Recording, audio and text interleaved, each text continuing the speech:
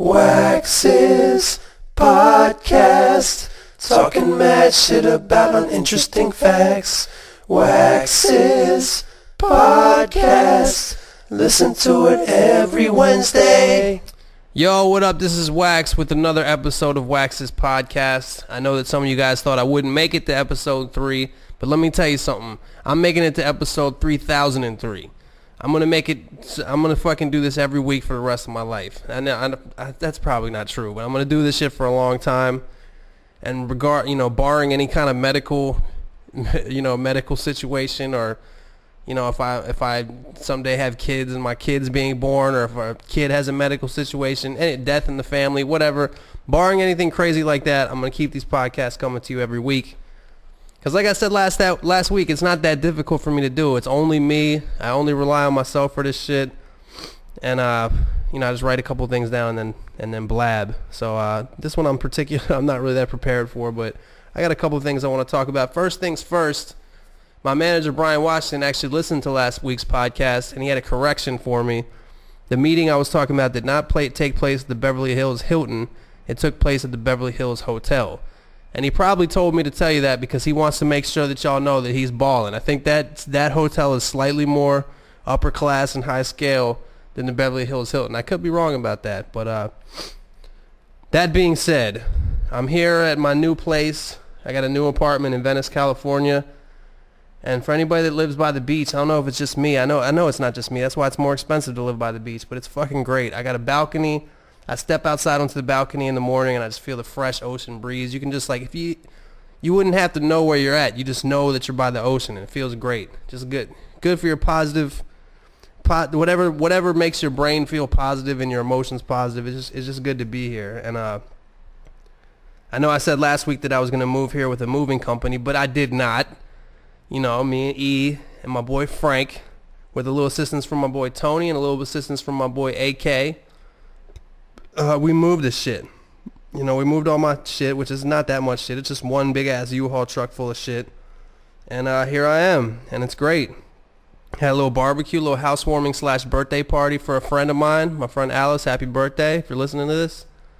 Had that shit yesterday, a little Labor Day cookout. My boy Jay came over. He brought Jay's very Korean and proud. I'm not saying he's very Korean, but he's Korean and he's very proud of being Korean. He brought this dope ass short ribs over, these Korean spice short ribs, and cooked like a pound of that shit. And it was great, man. Fucking chicken, just a bunch of beer, just really taking Labor Day for what it is, not working and just relaxing and celebrating. And we really took that to heart. The whole Intense Imagination crew was great, man, but gotta watch out for that shit now, especially. And I think now that I'm living by the beach, I'm trying to fucking get in shape. You know what I mean? This is something that I'm not good at. I've never been like a workout person in my life, but I think starting today, I ate kind of healthy today, and I'm gonna try to do some kind of exercise. I don't know exactly what I'm gonna do, which is probably a bad thing if I want to motivate myself to exercise. I've never really been that big or on exercising or good at, when I was younger, I would just I would skateboard and fucking play basketball and shit for fun. But now that I'm just I guess kind of career focused, and just when I'm not making music, I like to kind of just sit on my ass like a fat ass American or whatever that I am. Earlier this year, actually in January, I joined a gym, and many people, it was in January, and I was turning over a new leaf, as I do every morning. Every morning I'm just turning over some new leaf. Either I'm never going to drink again, I'm never going to smoke again, I'm going to start eating healthy. I'm always turning over some kind of new leaf. And, January is the most common time to do that. So I went up to LA Fitness in Hollywood, where I used to live, and I bought a gym membership, and I went I went 3 days in a row in the first weekend of January, and I think since then I went twice. And they really get you with gyms because they know, there's this thing in your mind that makes you not want to cancel the membership, because canceling the gym membership is just giving up on getting back in shape. Or let's not even say back here. Let's say in shape for the first time. But they know that it's going to be hard for you to give that up, because it's just it's basically just driving up to the McDonald's and ordering the Big Macs or whatever that you told yourself you weren't going to eat. I don't know. I'm not saying that I've never been like a fat person or whatever, but, you know, I drink a lot of beer, and I think it's starting to catch up. I'm just getting a little flabby, you know what I'm saying? I smoke cigarettes too, so, like, even when we were moving all those couches and shit, like, you know, I got pretty winded. But, yeah, I just can't really fuck with gyms, man. I don't really like going to the gym. I do kind of like the section of the gym with the treadmills. It's like fucking 30 treadmills next to each other, and you go on there and you're in this like stationary marathon, you know?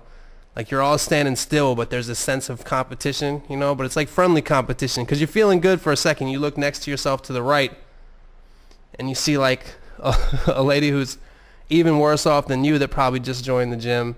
And, you know, her stats are right there on the screen. You know, she's been going for about 0.2 miles, you know, on the thing for half an hour, you know, whatever. And you're like, okay, I'm doing good in this race. But then you look to your left, you know, and there's this, like, fucking Kenyan dude who's been sprinting for the last 45 minutes, and he's not even winded at all. He's just, like, checking his email and shit on his iPhone while he's doing this shit. But I think the reason that I don't mind that is because, you know, no matter, it doesn't matter that he's been running for 45 minutes and I've only been running for 5. Like, you know, we're still tied. You know, if there was a finish line right there in front of us, it'd still be a photo finish. I don't even know if they do that with people. I think that's just a horse thing. They do photo finishes with, yeah, they do, in the Olympics and shit. But yeah, I don't mind that about gyms, but like, just shit there irks me, man.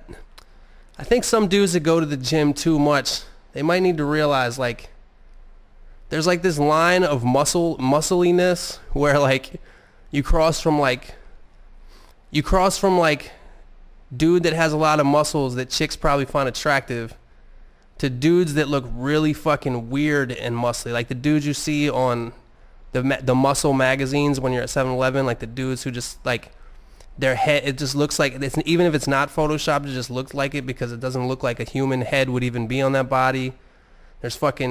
There's just fucking veins everywhere, and it's just like the fucking shit's not even fucking, your body's not even symmetrical. Like your left bicep is fucking 400 pounds and your right is 350. I don't know what, obviously it wouldn't be that much, but maybe in some cases these dudes are fucking huge. And I think that some people just need to realize, like, yo, you're getting to the point where working out for you is actually unhealthy. Like, how can your blood even handle that pressure? I mean, look at your veins right now. I don't know, man. Just people take it too far. You can see, you know, your organs start to develop muscles. Like you can actually see your pancreas sticking out the side. Your fucking calves are all big. You know, you're fucking if your calves have a 6-pack, then I think that's the line where it's just too much definition, you know? I think that's what it is. I mean, people, I don't know. I remember back in the day they had this show on MTV where it was like they showed people getting plastic surgery. And there was this one dude who had on there that was obsessed with his calves, and I never understood that. Like, he got calf implants, and I've never understood calf implants. I mean, how would anybody understand that? It's like, I don't know. Like, how bad are you worried about the way your calf looks? I mean, first of all, take it the worst way. Some people can't even fucking walk. I mean, if you want to take it that route, like, some people can't even use their fucking calves, and you're sitting here worried about it looking all perfect and shit. Do some more, whatever you do to work, jump with ankle weights on. Do some more shit like that to work them out to the best they can get. I mean, you know, getting an implant, that just sounds sketchy, man. You know, you fucking slice open the top of it, I guess, and then stuff essentially a soccer shin guard in there and sew it back up. I mean, Jesus Christ.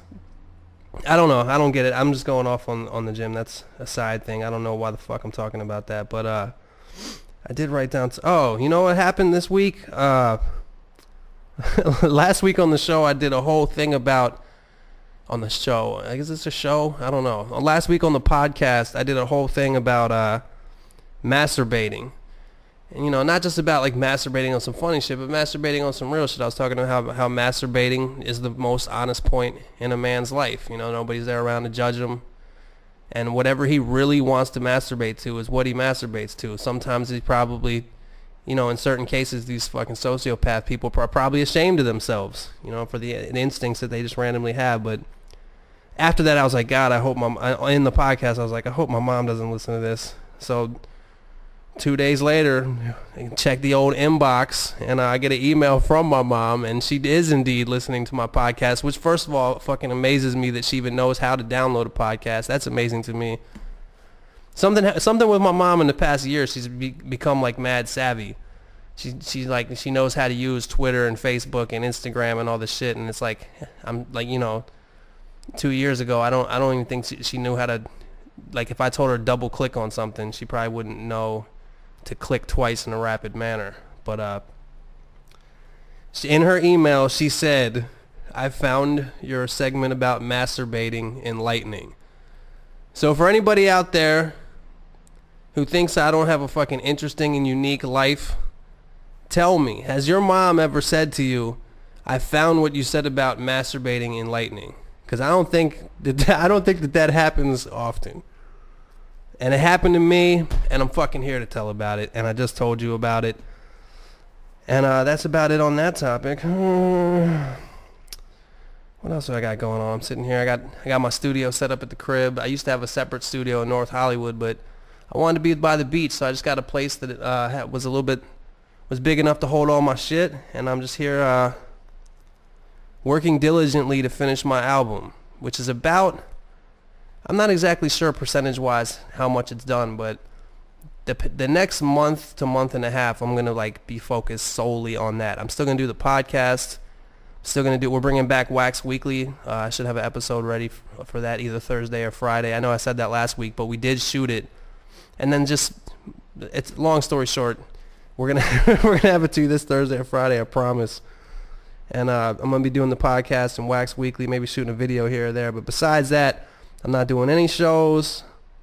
I'm not taking any trips. Actually, that's not true. I think I am taking one trip. I think I'm taking a trip for my nephew's birthday. But besides that, I'm going to be here at the crib on lockdown, writing and recording for this album. I'm really excited about this album.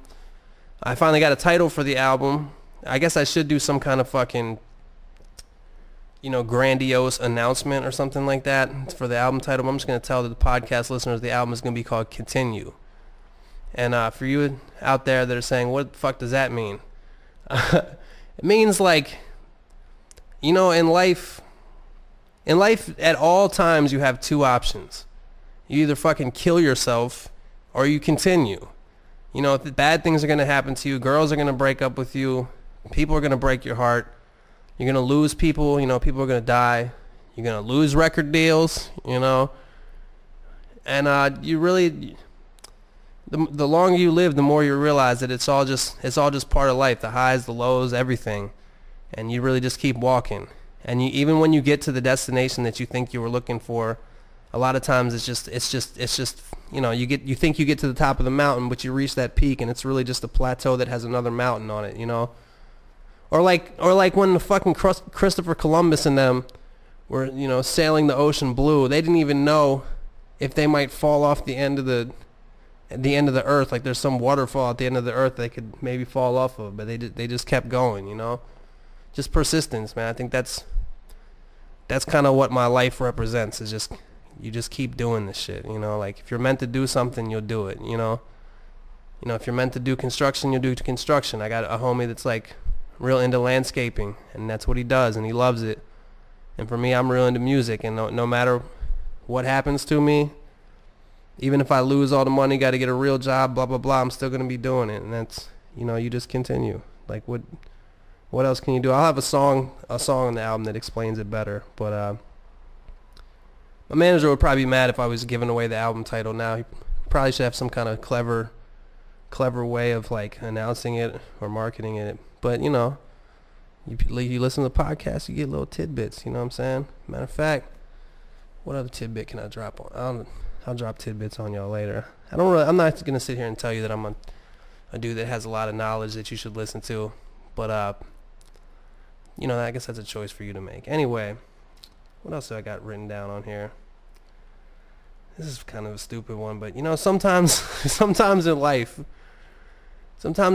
I realized this while I was moving. Sometimes it's hard to not be an asshole. Like you might be presented with a situation where any option that you have kind of makes you an asshole. And what made me think of this is there's been several times where a fan of mine is an artist, not a musician, like an artist that draws or paints. and either at a show or even in the mail, like it's makes me more of an asshole when it's at a show, because they'll give me this picture of me. They'll draw a picture of me, and it's like, it's awesome. I appreciate it so much, and I really do. But it's like, in the back of my head, when I get home, I feel like kind of a dick, because like, what am I gonna do with a picture of myself? You know what I mean? Like, I have all these pictures of myself that just kind of sit there and collect dust. And when I look at them, I feel like a dick, because these people put this work in drawing these pictures. But I don't know what, it'd be a dick of me to tell people not to do it, because if they want to do it, I don't even know what this means. The point is, I have these pictures of myself, and I don't know what to do with them. Like, am I gonna hang up these pictures in my in my room? Am I gonna have a bunch of pictures of myself? Like, how narcissistic would that be? Like, I don't know. Some of them are like big and clearly took a while, but I don't know. It's almost like if you had it's like that person should have kept it. I want to tell that person to keep the picture themselves.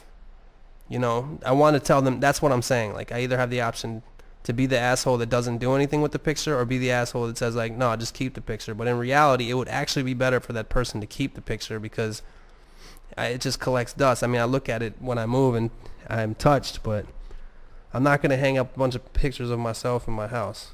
That'd be just weird, right? Like I was some kind of king of England or something like that. Commission people to paint paintings of me, and if they do bad, they get beheaded. Maybe I will start doing that. I guess I couldn't do that. That'd be illegal, but yeah, I wish I was a little bit more prepared for this. I do have a little bit of a movie review. It's going to be really brief, but relatively recently, not that recently, I was with a lady friend of mine, and we watched a movie. I hardly ever watch movies, so I'm not going to do some kind of wax movie review section, especially you wouldn't even want me to after you hear how terrible this review is, but the movie was Lost in Translation. And I don't know if you guys have seen that or not, but for me to do a movie review of that would be impossible, because like nothing happened in the movie. Like Bill Murray and Scarlett Johansson like meet each other, and then they I guess they fall in love, and they go out to places and eat food and kind of go on dates and just talk about stuff. But nothing happens in the movie. Like if you were to describe the movie, that what I just said would be the entire plot. And I don't know. I think that's what it is with like movies that were made for chicks. Like dudes like movies and shit, and dudes like a story that moves, and like then somebody dies, and then fucking there's a twist, and then something happens. Where girls are like more emotion driven. Like it's just like whatever that comedian was that said, when you ask a girl how she's doing, like a dude just be fine, but a girl would have to like preface that with all the stuff that happened to her recently to let you know like what emotional state she's in at the time. But yeah, that movie, nothing happened, man. So I don't recommend Lost in Translation to anybody. So that's my movie review. 2 thumbs down for Lost in Translation. Sorry about that. I think we're going to move on to the segment which I introduced last week. Hopefully this time it won't be as much of a fail. The segment I introduced last week was call people and fuck with them. So I'm going to try to call my brother and fuck with him a little bit. Let's see if I can get this to work. Let's put on speaker.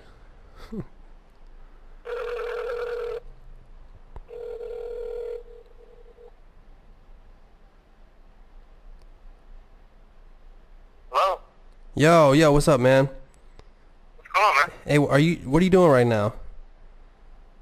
I'm actually working on some music, man. What's good? I got kind of a situation, man. It's kind of an emergency. What's up? Where are you? I think I might have left something at your house. If you go, Okay. I think I might have left it in your room. Can you go in your room? Are you being serious? Yeah. You left something in my room. Alright, I'm walking to my room. Well, if you look in your closet, I think In my closet? I think I left some clean underwear there because I just shit myself. Stupid. You're a fucking dick. I knew it was a prank. I knew it I knew it from the start. It could have been a better prank. It wasn't the funniest prank, but yeah, I'm doing my podcast right now. What's up with you? Shit, man. I'm just working on some shit. What- It was a fucking prank. It's when I saw your name come up on my phone, I was like, this motherfucker's fucking with me. What are you working on? It's an emergency. Sorry to interrupt you. What are you working on? The people want to know. I'm working on a new Herbal Tea song for the Herbal Tea album. When's that come out? You already know. So what does that mean? I don't already know. You already know, man. What do you guys out there think about, like, rappers and shit saying you already know all the time? Like, don't you want to be like, no, I don't. You haven't told me yet. You already know what I think about it. It's like back in the day when No, they're man, I got a good track going right here. It sounds really, really good and hip, and the kids are gonna just, they're gonna love it. So how would you describe the music you're working on for your album?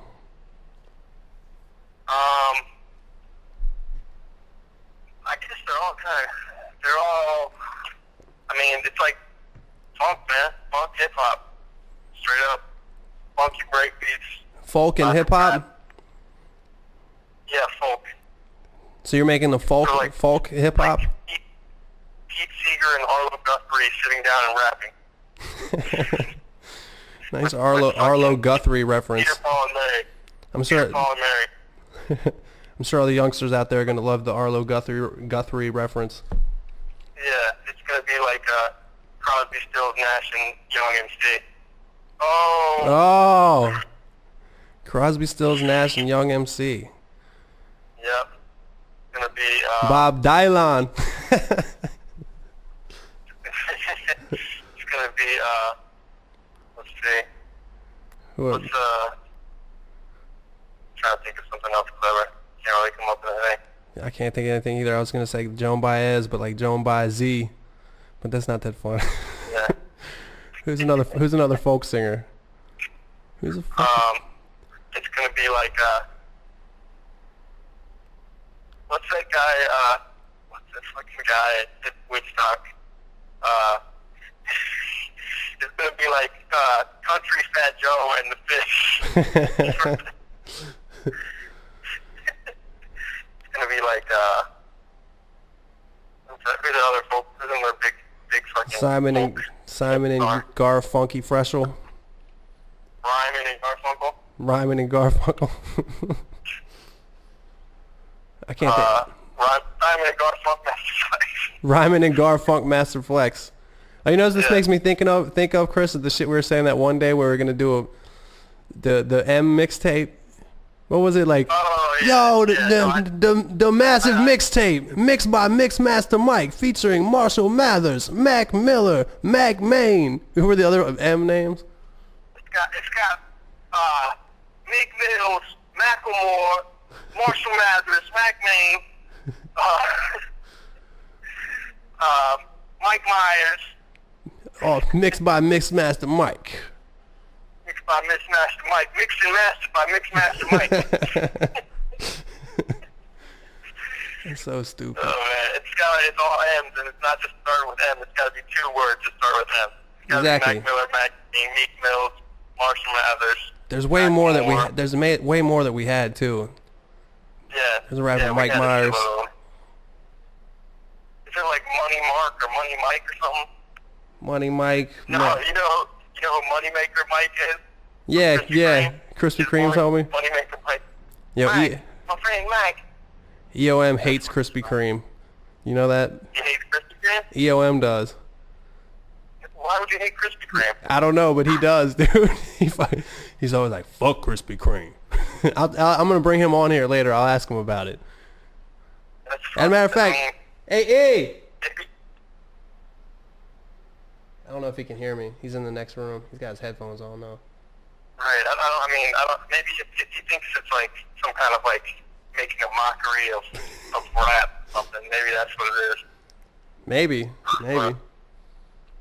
I'm not even really sure if that dude is like. I imagine that he's not serious, but I'm not really sure. Like You know what I'm saying? No, I think it's been confirmed that he is not actually like that. I think that's been confirmed. Right. Yeah, I think that's genius. His persona that he created is genius. Well, you seen the video where he's like, he starts crying and shit, where he's just talking to the thing? You gotta believe in your dreams. You hold on to that dream. It's like 5 minutes of just him practically like crying about believing in your dreams. You should check that out. Everybody out there should check that out. It's pretty funny.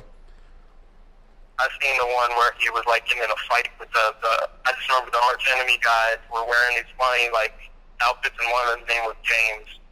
I don't know if you've seen that one where him and Mike got in a fight. Yo, so while I got you on here, you know, a lot of times when you call me and leave me voicemails, you do funny voices. You do certain impressions and shit like that. Like maybe you could give the people an impression or something like that. What are some of the voices you do? And I don't fucking know, man. Now you're gonna put me on the spot. I gotta be in I don't want it to seem like, you know what I mean? I gotta be in the zone. I don't want it to seem like you're dissing people. I leave, you know, different characters. You know, it might be, I like the comedy club ones. I like pretending to be the comedy club owner and fucking with you like you're, you know, trying to book you at a comedy show. You know, it might be like, you know, Vinny Del Franco from the Yuck Yuck Shack in Kansas, New Jersey. You know, we had an open to cancel for Tuesday night, but we got an early show and we got the 4 p.m. opening slot. We can't really tell you too much over there, but you know, maybe you come over here, you know, get a few yucks, a couple of lamps. Will you be open if we got a fucking we got a magician guy, you know, he makes like he does card tricks and you know, he does a lot of card tricks. He makes quarters disappear behind the little kids' ears, you know, and we had a juggling act drop out before him, so we think you could do, you know, a little 5-minute set, maybe about 2:30 p.m. down here at the Yuck Yuck, down here at the Cackle Lounge. Yeah, we had an animal act come in here. It was sort of like a ventriloquist, but he has like a little tiny chip, and you know, we canceled on it. And usually does like 5 to 7 minutes on Tuesdays. You know, we figured it'd be right up the alley. It wasn't too much trouble. So, you know, call me back. No, excuse me. I do that, but it's really funny in my messages. No, I know what you mean. It's hard when you're this podcast shit is actually harder than people might think. I actually kind of like this week I wasn't as ready, I think, as last week. I don't have quite as many stories and material to talk about, you know what I mean? So it's hard. Like once you hit record and sit in front of the microphone, it's actually like, you know, it's pretty difficult, man, but it's fun. I think it's one of those things, you know, just like playing an instrument where you get better and better at it, you know what I mean, over time. Even though it could be argued that last week's podcast would probably be better than this one. But, you know, you just got to go to episode. You never know how it's going to go, and you never know how the next episode is going to go, you know? Yeah. Maybe I'll leave you some messages, and maybe there's somebody you can play on the podcast if I leave any funny ones. That's true. You left me. Sometimes I get good ones where I pretend I'm other rappers that I want you to do a feature or whatever. Right, you know? right. I don't want it to be construed that we're dissing people, but it is pretty funny. Chris does a pretty funny Yellow Wolf impression, a Petey Pablo impression. You did Jadakiss today. You did Jadakiss today. I did Jada wasn't that funny, but I just like his voice was like, you know, Jada from New York. You know, he's just like gritty, like New York voice. You know, getting the locks back together down here in New York. I got Sheik Deloach with me right now. Styles is on the phone too. We need a fourth member, wax you down. Stupid. Yeah. The yellow wolf one I haven't done in a while. That one was pretty funny though. It would probably be misconstrued as a yellow wolf diss, but it's totally not a yellow wolf diss. It's just a funny, like, it's like a caricature. Right. It's like when, you know, when Weird Al Yankovic always does that shit. It's not a diss, you know. It's actually an honor. Not saying that you're Weird Al Yankovic and it's in any way, shape, or form an honor for you to be impersonating somebody. But right. No. My impressions. I never intended to be an impersonist, nor do I ever like sit. Because people who do impressions, they actually sit there in front of a mirror and like, you know, look at the facial expressions of the people and like try to mimic them and like really practice it. Like me, it's just like, doing some bullshit, you know, where I'm just leaving your leverage. But the Yellow Wolf one was basically based on, I watched it, the day that I first left you a message at Yellow Wolf, I had watched a couple of his videos, and I actually think he's tight. But for some reason I was like, man, a lot of his songs, you know, he's like, basically, like, he always does, like, the, you know, double time bounce beats, and he fucking says, my caricature was based on him saying the word, like, 5 different words in a similar rhythm, and I think the words were like Alabama, motherfucker, Chevy, and see, I was, cause remember, that was a fucking diss to him, because I'm gonna say the other part was, you had told me a story about someone told you that Yellow Wolf sounded like he just said yabba dabba doo all the time, like they couldn't understand him, it sounded like he just started rapping like he was going yabba dabba doo, yabba dabba doo, dabba doo. So I basically, my caricature was just like, motherfucker, yabba dabba doo, when you Chevy, motherfucker, Alabama, yabba dabba doo. And like that, right. over and over again. Right. That is going to be misconstrued as a diss by people, but, you know, it doesn't really matter. Yeah. If I met Yellow Wolf in person, I'm sure we would get along nicely. He likes to drink, too. It's good, baby. It's good, baby. It's Yellow Wolf down here in Alabama. We down here in Alabama drinking blood watching NASCAR at the racetrack. You know, I got this new track. I wanted to show you. Yabba dabba, motherfucker, Alabama, Chevy, motherfucker, yabba dabba doo, yabba dabba doo, motherfucker, in Alabama, Chevy, yabba dabba doo. You know, that was basically that was basically the gist of it. Not that, you know, not that funny, but fucking sometimes I make myself laugh just leaving messages. I do that to a lot of people. Just fucking, I don't ever leave a serious message. Well, it's speaking of segues, speaking of serious messages, what else is new with your family life? I know you got another kid on the way.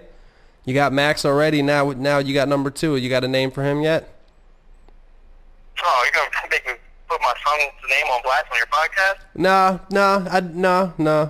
Never mind. That's true. That's a family cool. thing. Actually, we have a couple options, but I'm not gonna spill any beans. How to all the people, myself included, you know, because I was actually telling a story earlier about, I don't even know if I told you this story, but you know, last week on the podcast I was talking about masturbating and shit, and then I said something about like I hope my mom doesn't hear this, and then a couple of days ago mom sent me an email that she did hear it, and she said she said in the email that she found the part about masturbating enlightening. So I was saying it. Oh, that is the weirdest fucking shit ever. So, oh my God. Well, the only point, I don't know what my original point of telling you that story was, but I was gonna say something about like to all of us out here without kids, like, you know, how what's it like? What's parenthood like? How has that changed your life, and how does that affected your music? How has that affected your personal life? Everything. And that is a very deep and complex question. You could write a book, and in fact, many books I'm sure have been written on that subject. But you know, it's you gotta, just like the cliche, man. You're not living for yourself anymore. You gotta live. You know, everything I do is so that you can, you know, have a good life, and you have to be completely non-selfish. Which for me, for music and stuff, it makes it so. Actually, it kind of keeps it fun in a way. I mean, I do it, and it's like a job in that I can make money off it. You know what I mean? But it's like, you know, right now he's asleep, and I'm doing it, and it's just kind of like I can do whatever the fuck I want because I'm not really worried about, you know, who's gonna like it or whatever. I'm just doing whatever I want. You know what I mean? Right. So. Did you hear Nas's new song? Well, relatively new song, Daughters. I actually have not heard it, man. I have not heard it, but I've heard about it. You should check it out. It's sick. But I just think I think it's cool. Yeah. I think it's cool when people like Jay-Z was really good at this. Like, you know, as he grew older, like he didn't fucking try to be young and hip and shit. Like he just got old gracefully, and his audience grew with him. You know, like he always says, like he lost the jersey and got into the suit and shit. And like if you listen to some of Nas's new shit, like he's got that song about his daughter. He's got this song about getting divorced. He's got this crazy song about trust. It's like some adult ass shit. It's just cool to hear people especially with like some Right. shit like back in the day was rap was considered this new shit, and there wasn't really old people rapping because rap hadn't been around that long, you know. So to me, that shit is Dude, cool. it's like, you know what's funny is it's the same thing, because I remember, people used to say, like, well, no one is going to want to see these people when they get old. They're not going to want to see them go and do shows and rap when they're all old. But it, like, I forget it the exact quote, but Mick Jagger famously said when he was, like, in his, like when he was in his 20s, he's like, if I'm still playing Satisfaction when I'm 50, you can just kill me, you know? Oh, really? And so, yeah, but little did he know, he'd be playing it when he's fucking whatever the fuck old he is. He's like 97. Yeah. I think he's a cyborg. exactly. I think he's some type of cyborg or something. A lot of those old musicians and actors who just like still look young or like that. I think they just had so They're much, just- like 50% Dude, metal. Like Steven Tyler, man. Steven Tyler is an example. He's like fucking just not even a human. I mean, he's just like Steven Tyler. You know what I'm saying? He's a fucking character that's been Right, and all these dudes have like fucking snorted fucking a ridiculous amount of cocaine, shot heroin a shitload of times, cigarettes, alcohol, fucking unprotected sex, all that shit, and they're still fucking ticking, you know? Yeah. Dude, like Steven Tyler, like, he was clean, I guess, but then even it was just a couple of years ago, the fuck old he is. I mean, I guess he's in his 60s at least. I don't even know. But he, like, relapsed or whatever and was back into drugs. I don't even know when they get back into drugs, if it's fucking cocaine or heroin or what the fuck he does. But you get the feeling that none of that shit would be, you know what I mean? Right. I mean, you get addicted to something, you're addicted forever, you know? I remember a certain, how can I put this? A certain friend of ours had a girlfriend whose father was clean for like basically that girl's whole life. And for like 20 or 30 years he was clean, and then all of a sudden I guess his kids moved out and he just fucking started raging again. I don't know if you know what I'm talking about, but it doesn't matter if you don't. It just goes to show you can quit for a long time, but like once you start back up, just can't have just one, you know? Mm-hmm. If Steven Tyler, like if you met Steven Tyler at a party and he was like, yo, I got some heroin, you want to do some? Would you do something just to say you did heroin with Steven Tyler? Or is that not even the right kind of person? No. I wouldn't either. I remember the question you asked me about the fatherhood thing. That would definitely be that's something that I would factor into that decision. Whereas So people, that you're bringing it full circle. right, and people who are only responsible for themselves, like people like me, I don't have a girl or a kid or anything like that. The only person I'm responsible for is me. Like, maybe I wouldn't do heroin with Steven Tyler. I wouldn't do heroin, period. But like in a situation like that, maybe something less crazy. No, I'd be more down to do it, because like if I died, people just collect my shit, Right. And it's kind of like, well, if you die, it's like, well, he died because he was partying all the way with Steven Tyler. Right. It's kind of like, well, it's going to go.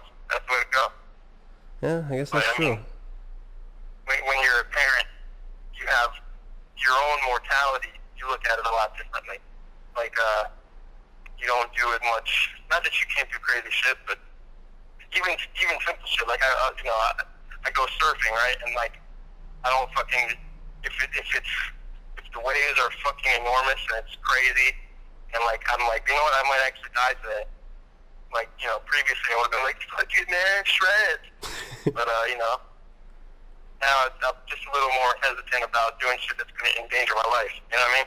Right, because your life is actually now the life of your wife and your kid, and if you die, you're leaving your wife with the responsibility and with a lot of work, and your kid is not going to have you as, you know what I'm saying. I mean, obviously you do. You're the one who said it. Yeah. At any rate, I don't know how good this material is for your podcast, Mike. No, I think it's good, man. I think it's good. I think people will find it interesting. At least I do, because Remember how I told you you asked me for feedback on your podcast, the first one, and I was like, well, you know what? You don't need to question during the podcast. Always question if the stuff is good. And here, I'm doing the same shit. Right. It's because you know, when you're in your own head, you don't know what other people will think about it, especially when you're just talking to a microphone. Like if you're playing a song, you'd be like, people are gonna fuck with this, you know. But Sure. Yeah. Speaking of songs, I should probably get back to work on this one. all right, cool, man. Yeah. Well, I just meant to prank call you on some dumb shit, and it turned into like a nice little conversation. I think that worked out well. Your prank call, you should have had a little bit of. If you don't fucking call me and say it's an emergency, you know what I mean? Well, that ain't fucking right, man. Come on. Yeah? But I knew that 15 seconds later you would know that it wasn't. There you go. All right. You didn't want me to, you know, you don't want to play with your emotions because you got a kid now. Yeah, man. What if it is an emergency? It's like I'm.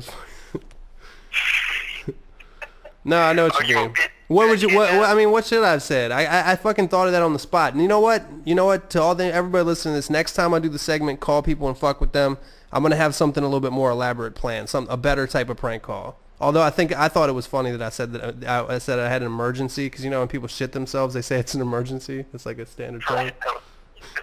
The actual punchline of you have me clean underwear because I just shit myself. That was actually pretty funny. That was actually funny. Well, shit, man, I'll let you get back to your shit. I appreciate you taking this time in your busy schedule. No problem, man. All right, bro. All right. Good luck with the podcast. All right. Peace. So there you have it. Chris, I call him Chris or Herbs, but a lot of people refer to him as Herbal T. Coming out with a new album. I know what the title is going to be, but I'm not just going to give it out like I did my own album title. But I know what it's going to be, and that shit, I've heard at least 8 songs from it, and that shit is going to be hard as shit, man. That album is going to be the shit. That Herbal T album. But speaking of that, well, not speaking of that, I'm actually going to do something totally unrelated to that. I'm going to go get my homie EOM, who is making beats in the other room, because I'm going to move on to the Wax's True Hollywood Stories segment of the podcast. And for this one, I think it'd be cool if E was involved, because this happened at our last crib where me and him were roommates. And it's a pretty, I don't know, it's like what I said earlier, where I said that interesting shit happens to me, and I actually do live a pretty unique life. I don't think that anybody, I would bet fucking money that the following story did not happen to any of you motherfuckers. All right. So I'm back. I got a friend with me, my boy EOM. You might want to sit a little closer to the mic, I guess. But before we get into this Wax's True Hollywood Stories, I got E from back in where he was making beats, and it turns out he was listening to Lil Wayne's new mixtape. And a subject that we often talk about is how Lil Wayne is like the fucking scapegoat for everybody who likes to hate on mainstream rap. And Wayne and Drake. So what do you, I mean, you're saying that he's spitting some hot shit on this new mixtape, right? He has a lot of, it's like the old, quote unquote, old Wayne. It's like he has a lot of good one-liners. One thing he said that stood out was that song with J. Cole called Green Ranger over the Special Delivery beat. Diddy and G-Dep. He said, I keep a 44 on my waist, Rick Ross jeans. I thought that was funny. Doesn't sound funny when I say it, but I mean, you gotta. Why don't you try to deliver it more like Lil Wayne would deliver it, man? Shit. Well, anyway, rap like that, dude. we over here, me and my brother and E, all of us kind of feel that Lil Wayne gets a lot of very much undeserved hatred, because you can say what you want about Lil Wayne songs, especially, people talk shit about some of his quote-unquote mainstream songs, but, like, that dude says some clever-ass shit. He's a fucking talented-ass dude, and he's a good-ass rapper. So if you want to hate on Lil Wayne and hate me for liking, I'm not saying that Lil Wayne is, like, I listen to his all the time and shit like that, but I feel like he gets so much undeserved hate, and he's a dope-ass rapper. beatsforwax@gmail.com. Send your disagreements. I'll read them next week. beatsforwax@gmail.com. And not the number 4. FOR. That being said, hopefully we're a little bit further away from the mic. I'll turn the gain up a little bit. It looks like it's not picking up as well. But I wanted to get into this week's episode of Wax's True Hollywood Stories, and let me preface this one a little bit for us. We have a friend, one of my good friends out here is a comedian named T-Rex, and he's a little older, and he's been in the comedy game for a long time. And most of like the celebrities and shit I've met have been because I know him. Like I've met Dane Cook, I've met Bob Saget, I've met Bill Burr, I've met fucking Tommy Davidson, I met all kinds of like Bobby Lee, there's way more than that are maybe like a little lesser known and maybe more known. But T-Rex is from Maryland like me, and he came up in the DC comedy scene. So a good friend of his when he was a kid was Dave Chappelle. Like he has pictures of him and Dave Chappelle when they were in high school, like chilling together wearing like cross colors jeans and shit like that, the African medallions and shit, back in like the early 90s when that was kind of like the shit that was going on in pop culture. But so basically he knows Dave Chappelle, and me and E are sitting at my apartment one night. It's like 2 a.m. We're just drinking and kicking it. It's me, E, our boy T-Rex, and then our friend Mello, who is a girl who is also in the comedy scene. And they get a call from Dave, and Dave is in town. He's like, "Where y'all at?" They're like, we're at Wax's house. So 15 minutes later, I guess a cab pulls up to the house, and who walks up the stairs into our little 2-bedroom apartment in West Hollywood but fucking Dave Chappelle. I had to go get him. I went and got him, and I just remember looking at him, and in my head I had so much to say, but only thing I said was, "I'm here with him." I opened the door, and like it was so anticlimactic. But he was like, "How's it going, E?" Then I brought him up to the steps, and he walked in, and I think the first thing I remember him saying was, why does every dude's house have to pull up the chin up bar? Right. Like we have one of those chin up bars in our house. And first of all, when Dave Chappelle got in there, I guess Dave Chappelle's been working out, and he was like wearing one of those like tight shirts, and he was just fucking ripped. And we got a chin up bar where you can do the chin ups, pull ups, but then you can do the hardest ones, right, where you hold your hands out far from each other. The wide grip pull up that like most people can't do one. And he fucking jumped up on that shit and did counting 1, 2, 3, 4, like about that pace, and he got to 17, hopped off of that shit and said, "Damn, I could do this shit all day." The one thing I will say is that he didn't go all the way down. He went like halfway. But still, that is more than I can do wide grip. So, I mean, that's pretty much the extent of the story. What I was saying to you before is like, that story is not really crazy and funny in itself, but just the fact that like a dude that's like a legend like that came over to our house and did pull-ups on our chin-up bar. The point is that I don't think there's many other people out there listening to this that could say that happened to them. I'll tell you one thing that they wouldn't let happen if Dave Chappelle did come over. They will always have beer and weed and women, and we had none of those three. We had just ran out of beer. We had one girl, and we just ran out of weed. That I think earlier that day. I don't even think he's smoking weed at this point. You never know. What else did he do while I was there? He looked kind of paranoid a little bit, kind of like looking around the house, like, "Is this your place?" He talked to the TV, not talked to the TV, but he talked at the TV before he left, and he said, "FBI, if you're watching me, I'll pay my taxes." And right before that, he rolled out. He was looking at your record collection for a little bit. Yeah, I brought him in. He's like, he heard the record that I was playing. He was like, he didn't know what it was, but I schooled him on it. And then he was like, "Wow, you got some good stuff in there." And I wanted to play him some beats, but everything that I wanted to do, I didn't do anything. All the stuff I wanted to say just came out. I was like, "Hi, I'm here with him." Yeah, and keep in mind out people out there listening, like this was pretty late at night, and we had been drinking all night. Like, yeah, it was like mad high, mad drunk. Looking back at it now, I would have somehow at least like you know how you sneak an iPhone picture, like you act like you're texting, but you're taking a picture. You know, yeah. Looking back at it now, like I should have at least done that. There's no evidence or anything like that he was there. Yeah, that's true. But you know, like with a dude like that, when he gets into your house, like. A lot of people would start doing the fan shit and fucking the shit he gets 24 hours a day. Can I take a picture? Like I love it. Rick James, bitch. Yeah, exactly.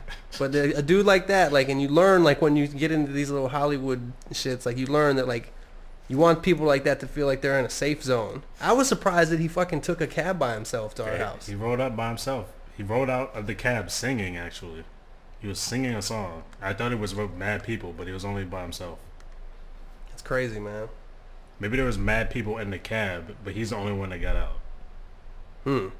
I don't think so. I think he was rolling dolo. Dolo. Now she rolling dolo. Now she ate a ho. Now she want a rolo. You know what I want to do next, E? And I'm going to leave you here for this section of the podcast. I told you I had people like write in emails, you know, for like advice and comments and questions and shit like that. So I'm going to read some shit and let's see if we can give some people some advice. That was the Wax is True Hollywood story this week. Dave Chappelle doing 17 wide grip pull-ups at our house. Tell me, I'm not saying that, I'm not bragging, I'm not fucking saying it's the craziest shit ever, but I'm just saying we have interesting lives. Wait, one more. Wait, how many pull-ups can you do? Wide grip, it's way different. Way different. Can you do, how many do you think you can do? Me? Yeah. Shit. 4 or 5 probably. Shit, I don't know how many I can do. I can probably do more than 5. Not as many as Dave Chappelle can. Say that. I don't know how many I can do now. I used to be able to do mad pull-ups. You want to go into one of these questions? Alright. Should I name their names? You give them their first name. Alright, this is from Tyler. Hey Wax, there's this girl. She's really sweet and really pretty. The thing is, I don't want to date her, but I want to hook up with her. I think that she's looking for a relationship, but I don't really want or need one of those right now. Am I in the wrong here? If not, how do I tell her that I just want to be friends with benefits with her? So basically, he's got a chick that he knows that's hot, and he wants to have sex with her on a continuing basis without having a relationship. He wants friends with benefits. Exactly, and he used that exact quote.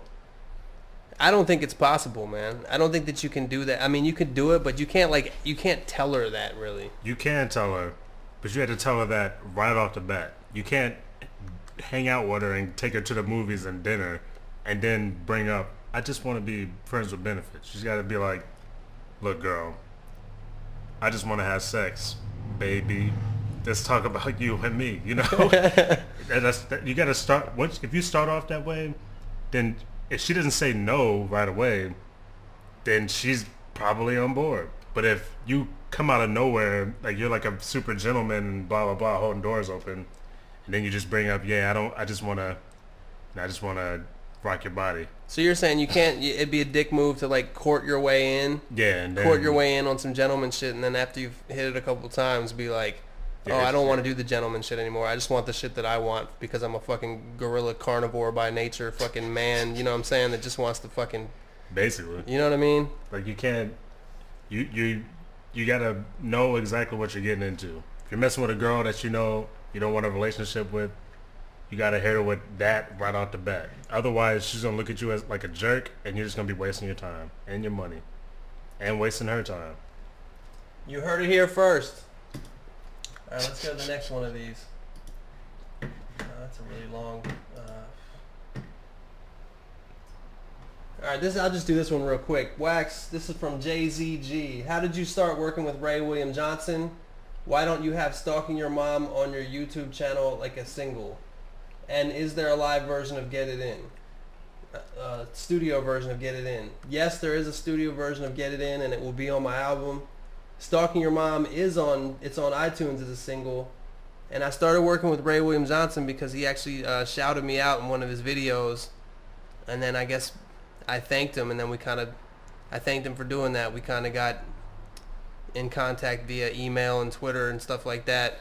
And then when he moved to LA, we actually started hanging out with him. I haven't hung out with him in a while, but we go out and drink together and shit. I've seen Ray William Johnson fucked up. Super fucked up. The last time I saw Ray William Johnson, I was real fucked up at his party. Yeah, that shit was crazy. That number one party. Yeah. That shit was crazy. Open bar?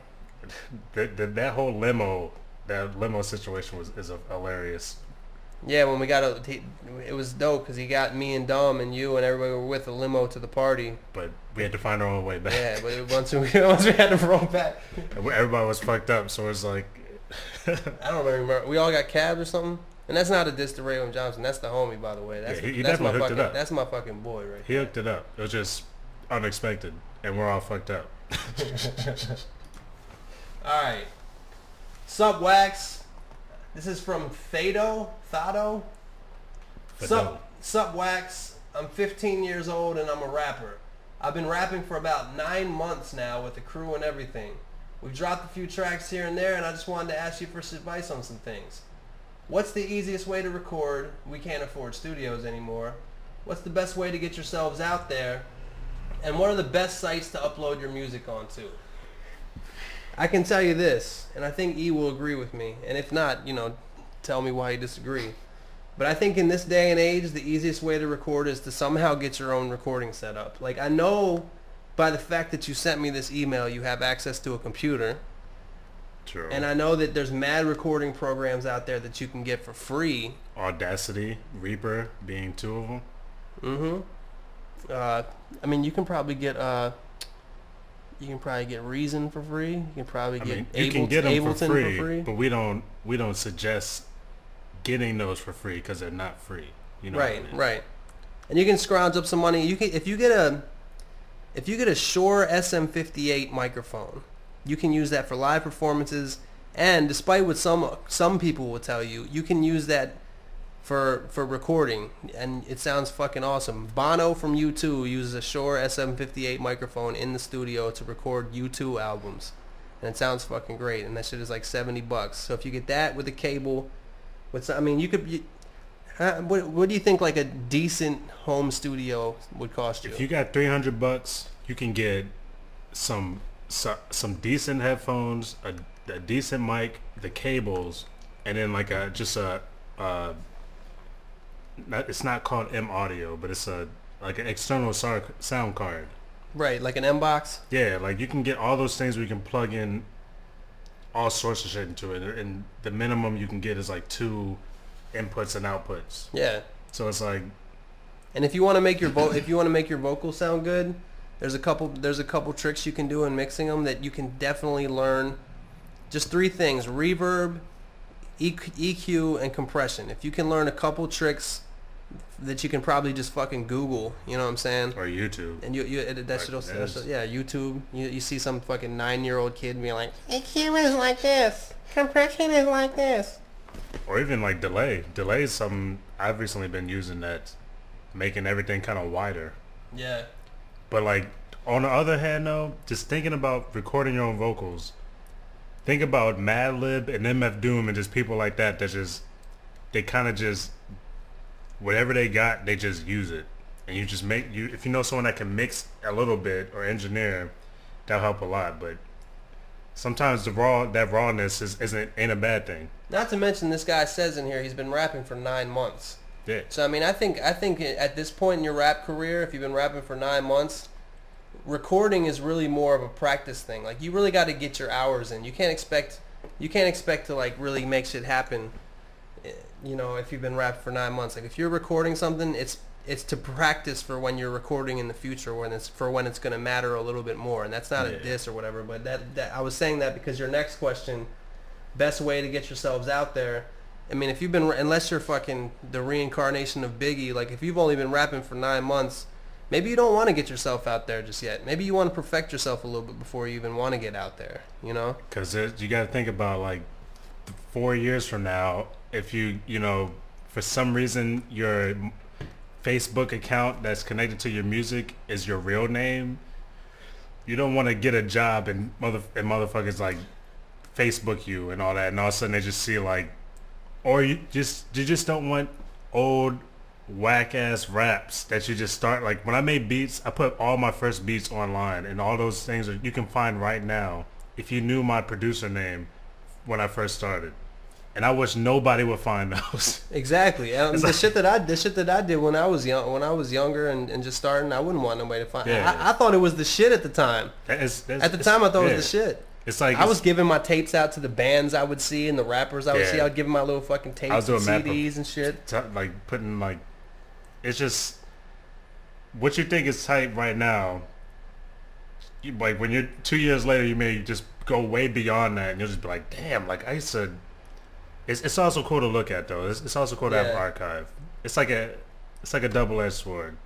And the best way to get yourself out there, I mean, it's all the standard shit. Twitter, Facebook, YouTube, all the standard social media If shit. you have any connections with blogs, or if your friends who aren't necessarily musicians but they love music, if they started their own blogs, they can, if you like put out a song, 3 people, they can all promote that song and do write-ups on it.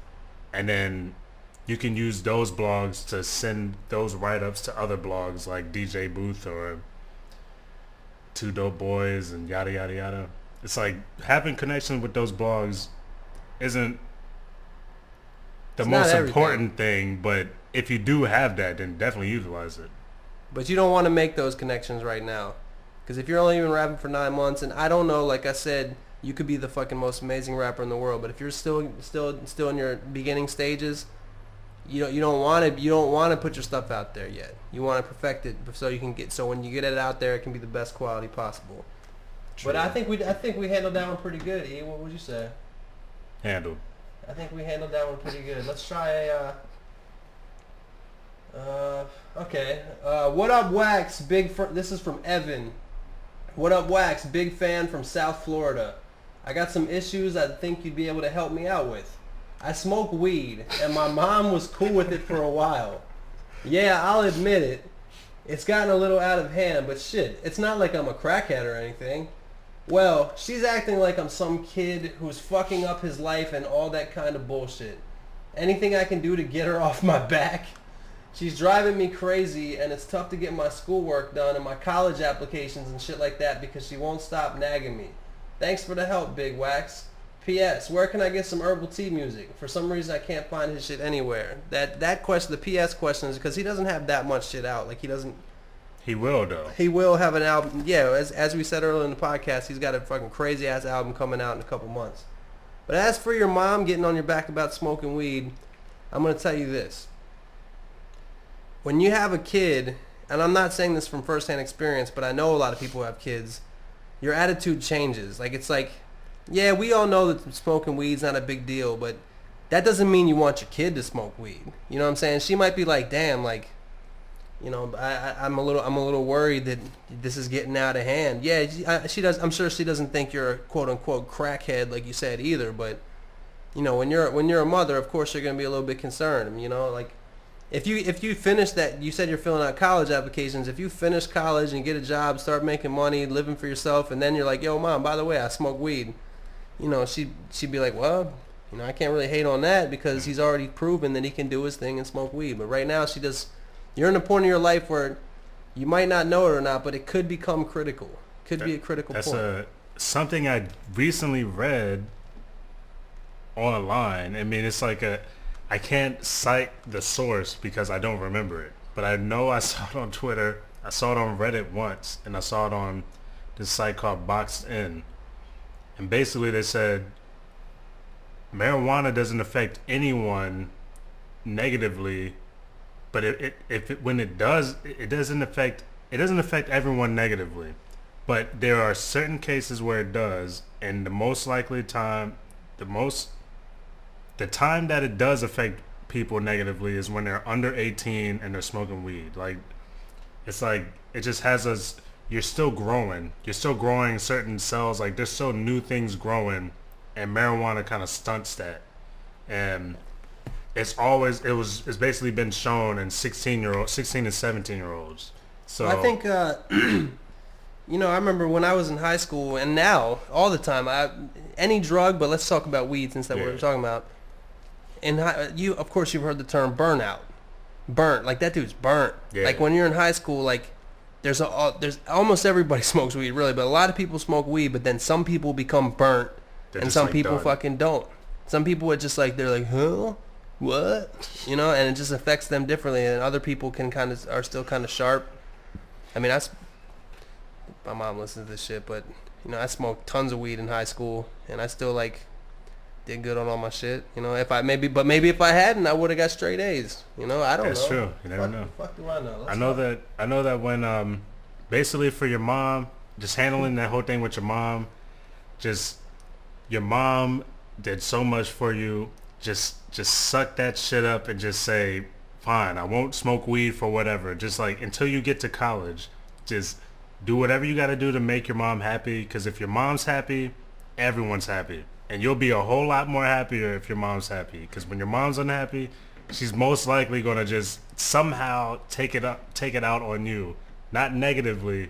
It's not always the case, but you're going to be her little boy and everything. She's going to just make sure that you're okay and not, you know, being anything she's seen on TV where somebody's just like passed out and their brain's on drugs and they're smashing their eggs with pans and everything. Whatever that one commercial was, I can't remember. This is your brain on drugs. All right, this is actually a pretty good. This is what we were just talking about. It's kind of a good segue into this email. This is from Imran Qureshi, and no offense, Imran, or however you pronounce your name, but I Don't go bankrupt. By the way he types in his grammar, I'm guessing English is his second language. But, yo Wax, I'm in my first year of high school. It sucks so badly. I am pressurized every day by teachers and my parents to work hard and do well in exams. And to be honest, I'm not the brightest of kids when it comes to maths. I also really hate my high school environment. Actually, dude, this guy, I'm a fucking idiot. He could totally be fucking whatever. I just said that because he said maths. But maybe he's talking about, you know, maths, like calculus, algebra, different types of maths. I'm a fucking idiot. Pythagorean theorems and shit. I also really hate my high school environment, which is a squared plus b squared plus c squared equals c squared. I mean, so I was wondering for you, how much did school exams matter, and are they really important when it comes to getting jobs? That's the question. The question is, this dude's just started high school, and by the way, high school can be tough. Can be tough. Everybody's an asshole, but his main question is, how much did school exams matter, and are they really important to getting a job? I would say no. But I mean, you know, if you fail them all and then don't even make it out of high school, I guess that's important. But like every individual one is not as important as they make it seem. Yeah, it's like if you, how do I go about? It's like, no, those aren't important to getting jobs. Yes, they are probable benchmarks to whether or not you will get the job that you apply for. Like if you can't. Like those tests are kind of like the bare minimum. Like when I was in school, the SOL tests or the standardized tests of learning and the other tests, it's just like that's the bare minimum you need to know to just get out of high school. So it's like on one hand, you may not know how to answer the questions that are like on the paper, but if someone were to present them those sort of questions in a real life situation, you may be able to handle it. So it's like, no, they don't determine if you can get a job, but on the other hand, you know, doing your best on those tests will definitely do more good than harm in the future for you. Let me tell you what the way employers look at high school. It's also the same way they look at college. You go into a job interview and they say, well, how long do you be planning to do this job? And you tell them some bullshit like, oh, I want to do it forever. What they say, if you didn't finish high school, they don't care about the fact of what you learned in high school, and usually they don't even care about the fact of what you learned in college. What finishing high school and finishing college does is shows that you can finish some shit. Yep. Shows that you're not the kind of person that quits. You know, and there's the exceptions, because some people quit high school because they're already on to the next shit. Like the hustlers type people that quit high school, it's because they're already on to the next shit. They already know what job they're gonna do. They already know, and those people will become successful without education. But if you're like the guy that's like, you know, you're talking about getting jobs, like they look at it like, yo, if you can't finish high school, you know what I mean? How are you gonna finish 4 years working at our company if you can't do 4 years at high school? It's more of a personality thing. It's like, are you a quitter? You know? Let's do like one or two more of these joints. Let me see. I don't want this shit to be too long, you know? Hold up. Let's do like one, let's do like a relationship one. Wax, you're my only hope. What's that one? Where is that? Did you already read that? The one above in the Where are you over seeing over to your right. Here? Nah, yeah, that one. You're my only hope. Oh, copyright. Oh, okay. This is an interesting one. I saw this actually. This is from Pharrell. Sup, dude? Been a fan for a while, coming at you from Austin, Texas. As you know, Watsky recently released his mixtape to Bandcamp. He gave you the option to name your price, despite the fact that he didn't own any rights to the instrumentals. I myself am a rapper, and I capitalize, need to know. Is that legal? Could Watsky get sued? Does name your price supersede copyright infringement? If it doesn't, I would like to release my mixtape to Bandcamp with the name your own price option. I enjoy keeping up with you, Wax. Sounds corny, but I'm probably in the top 5% of your fans. I appreciate that, man. I've seen you live. I bought 2 shirts at the show. You're the fucking man. I really appreciate that, man. That's the shit. And I can tell you right off the bat that yes, you can get sued for name your price. Nowadays, you don't even. This is all illegal shit. For putting a copywritten picture on your Facebook. This is all new. Like the music industry is constantly going through changes, but yes, like Watsky's the homie, but yes, he could get sued for that because, I mean, remember the fucking Mac Miller got sued by Lord Finesse, and he didn't sell that song at all. He didn't even say name your price, but what they're saying is like these mixtapes lead to album sales, lead to concert ticket sales. It like you can if anyone can prove that you infringe on their copyright law, if they can prove that you infringe on their rights, you can be sued. You can be sued. Forget the name your price thing. You can be sued just just putting the mixtape out for free. You can be sued. Only thing is like you don't see it often because everyone the people who are doing. The people who are at labels and shit doing that shit, they're so behind that by the time they even catch up to start suing mad people will be on to some sort of other thing, downloading things like via Thoughts or something. Even more so than that, you have to get to a high level. Yeah. Like you have to be Mac Miller. That's why he's getting sued. Like, you know what I'm saying? But the thing is that people that are going to sue you, it costs $5. I don't give a shit. It's $500. Standard price for an entertainment lawyer is $500 an hour. So to even start a lawsuit against somebody, you have to think that they really have money that you could make. You know. So I don't know. Pharrell, I don't know which level you're at, but like if you're thinking you're gonna make $1 million off this shit, you should be careful. And if you're thinking you're gonna make a couple $100, dude, I mean. If you like whoever's instrumental you're using, they're not going to come sue you for a couple $100 on Bandcamp. You know what I mean? Yeah. So that's another thing is using the phrase for promotional use only doesn't save you from that. As per maybe it was Mac Miller. I'm not sure who it was, but someone recently used that and got sued as well. Even though it was for free, it's just for promotional use only. They still got sued. Mm. All right, let's do this one. This is from I'm not gonna say this guy's name. Wax, I have given you complete control over my 2-year relationship with my girlfriend. This is gonna be the last. This will be the last one. Wax, I have given you complete control over my 2-year relationship with my girlfriend. She wants to be together forever.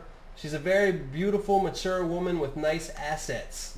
I guess that's supposed to mean titties and ass. And asses. I mean, unless she's got a great portfolio full of stocks. But she has her life planned out completely, almost to the day. The problem is I'm 17 goddamn years old. Damn. I do not have a plan in life other than to see where the hell life takes me. I want to travel and write. I love this girl to death, but I don't want to hold her back from having a family and following the hierarchy of needs. I also do not want her to hold me back from following my dreams. I just moved to a new city for school where she went to a different one. That part doesn't really bother me because I just fucks with music instead of her.